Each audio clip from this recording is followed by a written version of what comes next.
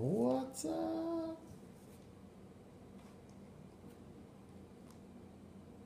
Having a late night, having a hard time with some stuff right now, and it sucks. I do have a cool card crack open though. Maybe this will make me feel better.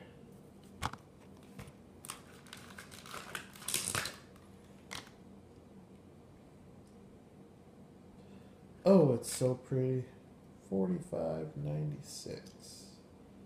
Sure, there are probably at least 200 or 300 of these, but man, that thing is sick.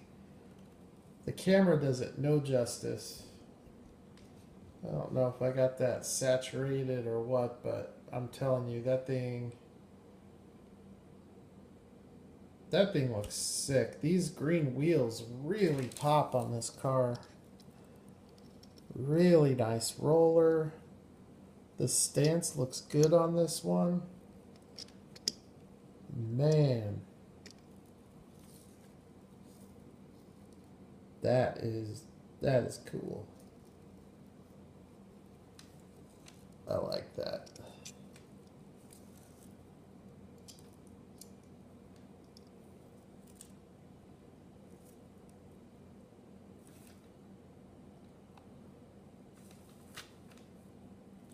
Number 45.96.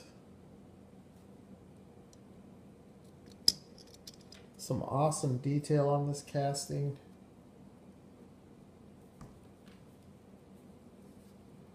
I really dig it. Really dig it. You know what's crazy? Is that the back window has some little bit of issue. I have the regular of this and the back window's all jacked up. This one is better than that one, but it still doesn't look perfect, but man, the car looks good. So I am happy to have that. Now, earlier today, throughout the day, I showed you guys some videos. Basically, I just showed you the basics of how to lay down earth, turf, and gravel and rocks and stuff like that.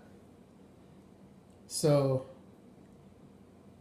I got some more of the fine detailing done, so I'll show you real quick. Plus, I wanted to clear something up from something that I stated earlier about doing dioramas.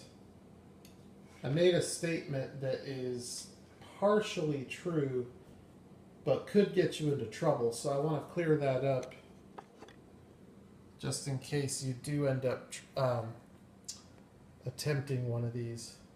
So this is the original one. There is so much more that could be done to it, and so much more that should be done to it.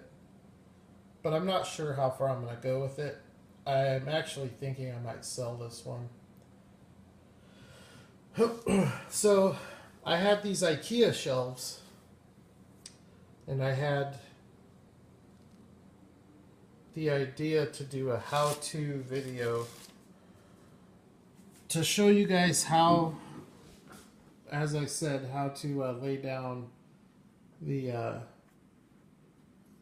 grass and the gravel. It's really easy to do. You basically just sprinkle it out of a salt shaker. Now, oh, sorry. I've been very short of breath lately. I have some minor issues lately. Anyways, I said earlier in the video where I'm plastering the shelf that technically you don't need to plaster it. Now, excuse me, if you're going to do a layout like this, then that is true. You don't need to plaster it. You can basically just glue it and then put down the landscaping. But you're probably better to plaster it because the plaster, I don't think, will absorb as much of the glue. Whereas I think a lot of the glue might soak into the wood, which isn't a big deal. You would just end up using more glue. Where that would become an issue, okay, if you were just going to take this board and start building the landscape on top of it, I'm not sure how it would come out if you wanted a paved road, because you'd be painting directly on the wood, and I think the wood grain and that kind of stuff might show through if you don't at least sand it really well. So my recommendation, anytime you do a layout, is to put the plaster on it, because then that gives you the flexibility to do paved roads, dirt roads. You can kind of work with it to get the texture that you're looking for. But I've learned on this one here, because I did some shadow painting on the base, and I did certain sculpting things for texture. All of that stuff that I did, all the time that I put into that was for nothing, because all of it is covered. None of it shows through. So I've learned not to spend a whole lot of time sculpting. You want to get straight lines out, that kind of stuff. But for the most part, it's all going to get covered up. So there's no point in spending too much time on it. But this is the finished product. I'm pretty happy with it. I don't know if I'm going to keep this one and hang it on the wall,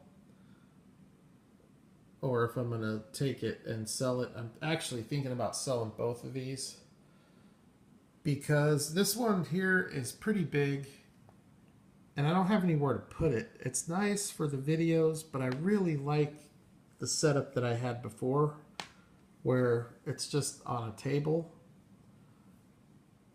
And I really like the idea of having something like this, but bigger, that has the gas station and the car dealership. So I think I'm going to sell both of these and make a bigger one. Or I may hang this one. I don't know. It looks like, after doing this, it looks like the board might have warped just a little bit, which shouldn't be too much of an issue. It might be a little bit of an issue depending on how much it did warp.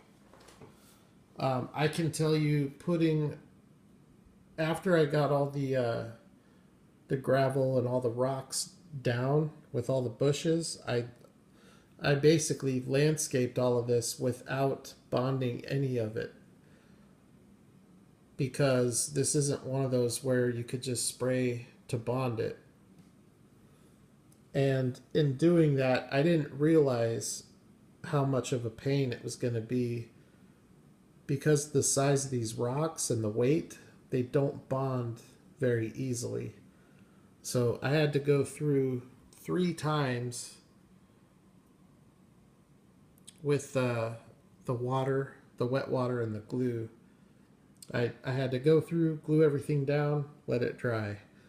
After the first time, pretty much everything was still loose. When I did it a second time, I added a little bit more glue with no water. Did it again, let it dry.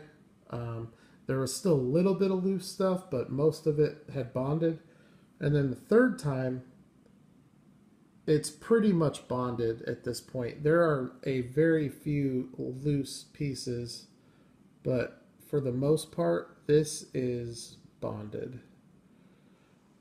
But with the amount of rocks and gravel, it was not easy to get it bonded. And I noticed too, it really darkened the color of the dirt a lot, and I don't really like that.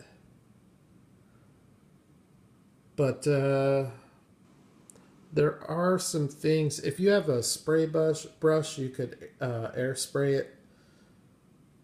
The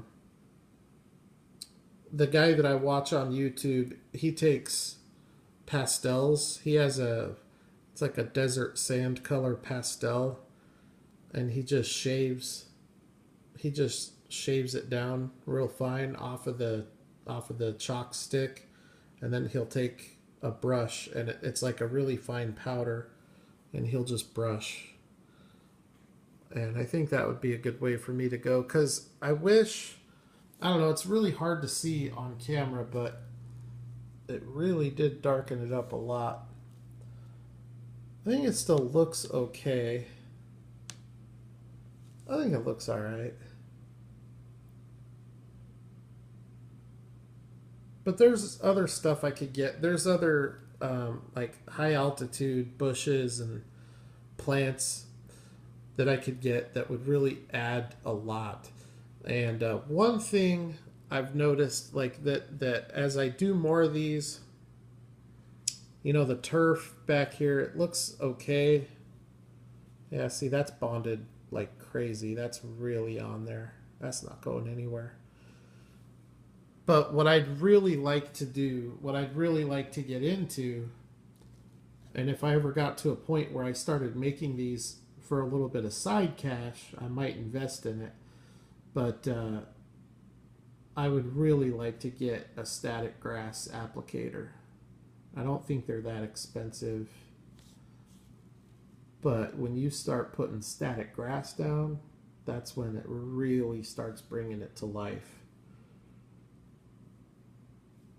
So that's what I think I really need, especially on this one. So this, being the size it is, it's hard to work with. It's definitely not the best for pictures.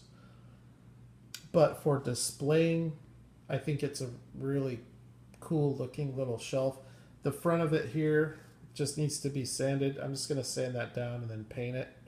I'll either go with like a dark brown or maybe even a black or a gray.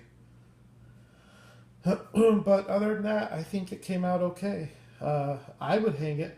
I'd hang it on my wall in my diecast room and put some 4x4s, maybe some campers, maybe some hitch and tows,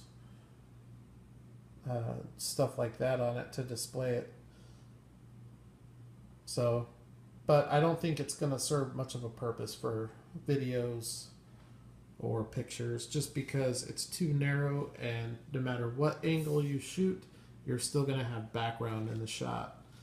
And that's something else I need to invest in, is some background photos, because, you know, with that diorama there's a lot of angles you can take where you don't get any of the background. Basically, the diorama is the entire background. But with this one here, that's just not happening. But I think for a display, I think it looks all right. So let me know what you guys think. I did add some, I didn't really add grass tufts because I don't have grass tufts, but I did add a little bit of just the bushes. There's more underneath the truck. But yeah, that's definitely a realistic look, and that was definitely something that I had planned on doing from the beginning, because almost every rocky trail like this I've ever driven on has had some kind of vegetation in the middle. I also thought about putting a little puddle, like maybe a little stream or something running through there. It wouldn't be much. I don't have a lot of water, plus I'm not very confident with that easy water. But anyways, that's it. So that's the completed example of the diorama. I wish I could have shown more. Maybe someday I'll have some more fancy equipment to where I can edit together a video and then do like a full in-depth, in detail video, because I'm telling you guys, it's really not that hard to do this if you want to do it, and it's not all that expensive. everything that I used to make this little shelf here was left over from that, and I still have a ton left over. So, and they're fun, you know, they're fun. If you like customizing Hot Wheels, or if you like building model cars, or if you like drawing or painting, if there's anything artistic that you enjoy, this is something that you might enjoy. So I would definitely recommend it. My channel, my how-to videos, I would not recommend if you've never made one before. I mean, I guess I have probably the most basic, easy method of getting the plaster and that first layer down. But everything after that, I would definitely check out some of the more advanced builders, because there are people on YouTube that are building these for gaming. Apparently, that's more popular than, or as popular as model railroads, and that's probably the next one. So people do these things for railroading and for gaming. The gaming ones are cool because they get like fictional with the builds. So like I saw one where they had like a nuclear or a toxic water. It was like a toxic pond, and it was like neon blue and green, and it was like it was like glowing. It was awesome looking, but not realistic. But for something like, you know, for gaming, something like that would be really cool. But you can get real creative. For me, I collect diecasts, and anytime I ever build a diorama, it will be for the purpose of diecast, whether it's to display it, or to take pictures of it, or to make videos cracking cars open. It's always going to tie to diecast, unless I ever get to a point with my kids where they have a school project or something like that. But as long as I'm building them, it's just going to be for diecast. This one here, I honestly wouldn't have even made had it not been for the requests. But I'm glad I did make it, because now I can either hang it up and display some cars on it, or I can sell it and maybe get a little bit of cash to buy some more diecast. So, but anyways, thank you everybody. I always appreciate the support that you guys give me. I recently passed 2,500 subscribers. I haven't talked about that. I know I mentioned when I passed 2,000 that I would do a giveaway. I promise there will be a giveaway.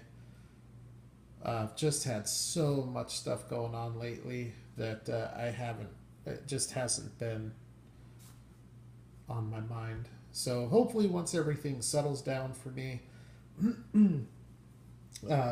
I'll be able to do that. I know, you know, with the move and everything else that I've had going on, it's, you know, people are like, well, how do you manage to find the time to work on these? Well, that's a very good point. But honestly, doing these is like therapy for me. It's like stress relief. Takes my mind off of everything else, and it's fun, you know. I enjoy it. So that's all that is.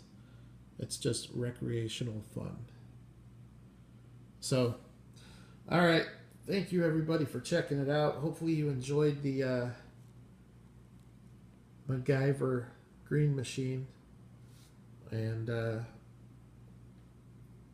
here's kind of a close-up. I do kind of wonder about the scale.